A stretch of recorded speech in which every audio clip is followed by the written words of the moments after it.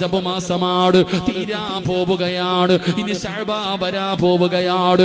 അതാ പുണ്യങ്ങളുടെ പൂക്കാലമായ വിശുദ്ധമായ റമളാൻ പടിവാതിൽ വന്നു നിൽക്കുകയാ. മാറണേ വാപ്പാ, മാറണേ ചെറുപ്പക്കാരാ, പെങ്ങളെ ജീവിതത്തിൽ മാറ്റം വരുത്തേണ്ട സമയം കഴിഞ്ഞു മോളെ. പ്രായം കുറെ ആയില്ലേ, വയസ്സായില്ലേ, മുടി നരച്ചില്ലേ, ഒരുപാട് പേരുടെ മയ്യത്ത് കണ്ടില്ലേ. ഇനി എന്നാ ജീവിതത്തിൽ മാറ്റം വരുന്നത്?